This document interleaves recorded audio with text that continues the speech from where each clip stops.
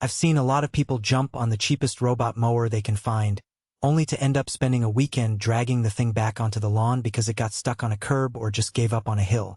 The regret that follows a $300+ budget mower is real, and it makes you wonder if spending a little more on something like the Mammotion LUBA 3 is actually a smarter move. Link is in the description if you want to check the product details on Amazon.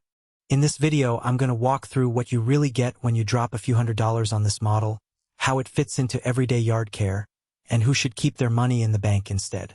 First off, let's talk about the kind of yard that makes a robot mower worth considering at all. You need at least a half-acre of relatively regular terrain, not a patchwork of flower beds, sand pits, and steep embankments.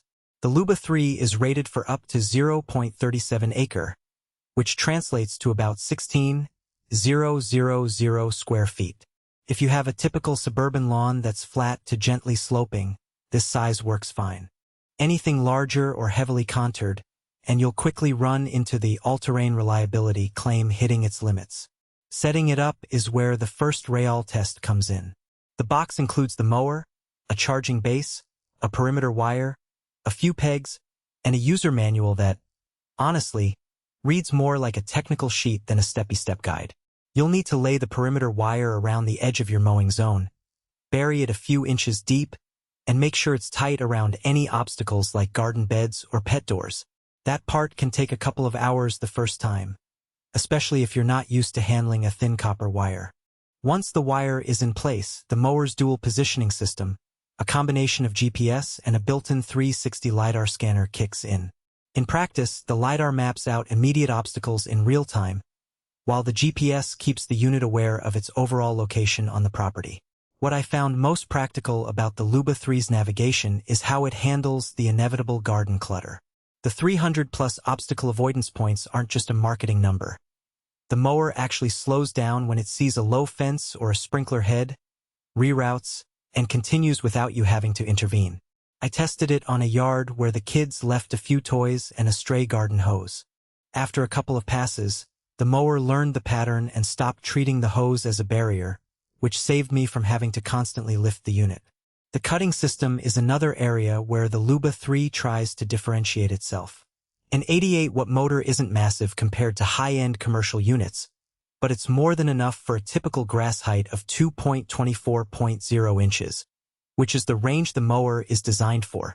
On a recent summer week, the grass grew to the top of that range, and the mower still managed a clean cut in about 60 minutes for the entire zone.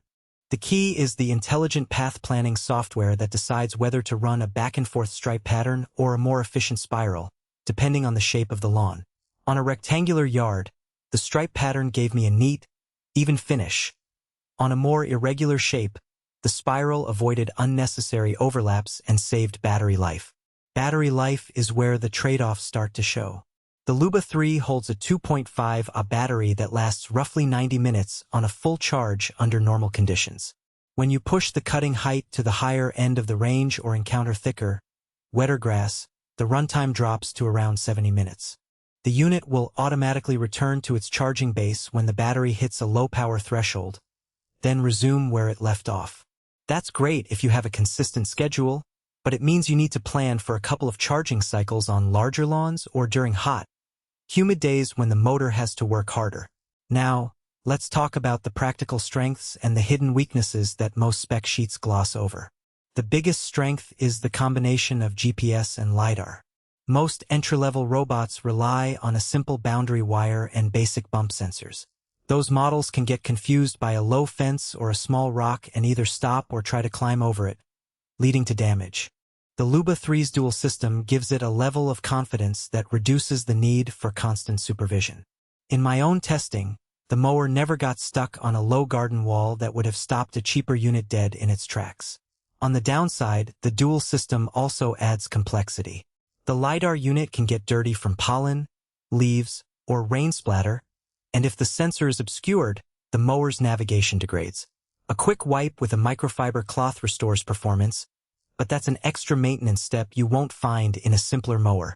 Also, the GPS accuracy in dense tree cover isn't perfect. In a heavily treed backyard, the mower occasionally drifted just outside the perimeter wire and,